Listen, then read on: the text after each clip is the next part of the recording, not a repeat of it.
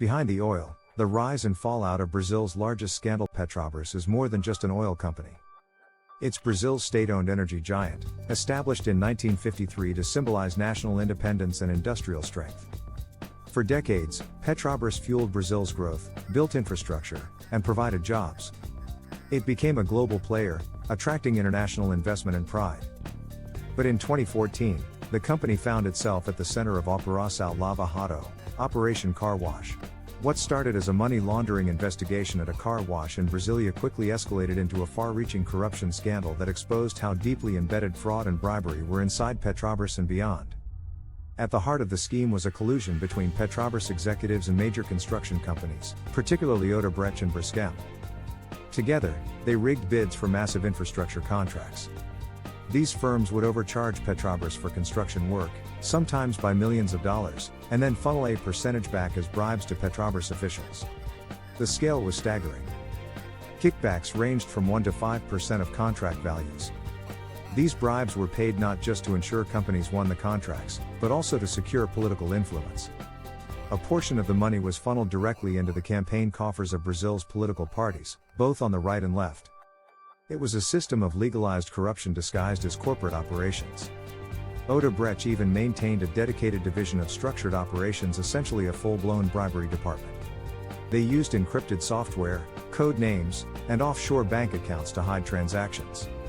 As investigators follow the money trail, whistleblowers and plea deals crack the case wide open.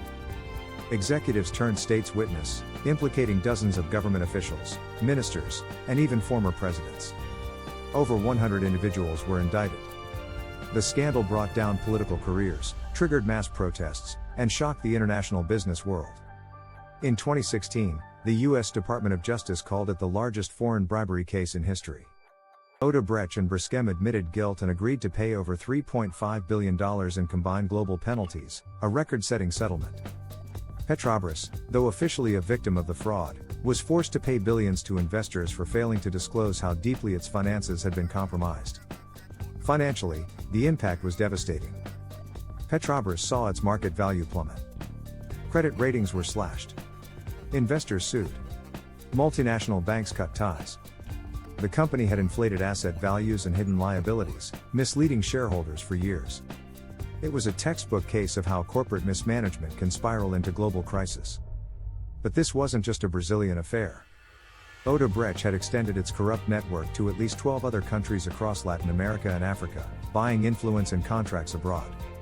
From Peru to Panama, political leaders were implicated. Entire governments collapsed. The scandal destabilized economies, delayed infrastructure projects, and eroded public trust. The ethical and governance failures were clear.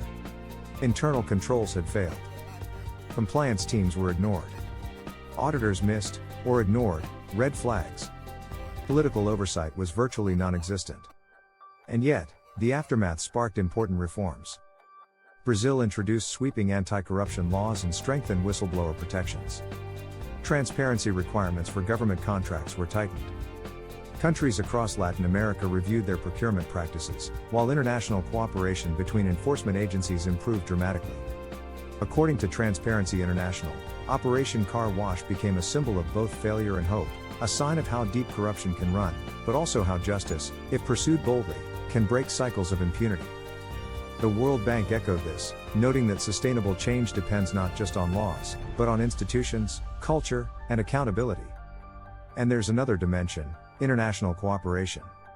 Operation Car Wash showed what's possible when prosecutors, financial regulators, and law enforcement agencies across countries work together. At the same time, legal scholars and anti-corruption advocates began asking bigger questions. How do we build real-time safeguards, not just punish wrongdoing after the fact? How can companies design compliance systems that are actually effective, not just symbolic? And how can we protect the whistleblowers who make these investigations possible? Petrobras has since adopted aggressive governance reforms. Independent audits are now standard. Compliance programs have been overhauled. A more transparent procurement system has been introduced. While rebuilding trust is slow and difficult, the company is making progress. But perhaps the most important legacy of Operation Car Wash is the message it sends to the public: corruption is not invisible, and it is not unstoppable. Investigative journalism, empowered legal systems, and civil society all played a role. And for once, the story didn't end with impunity, it ended with consequences.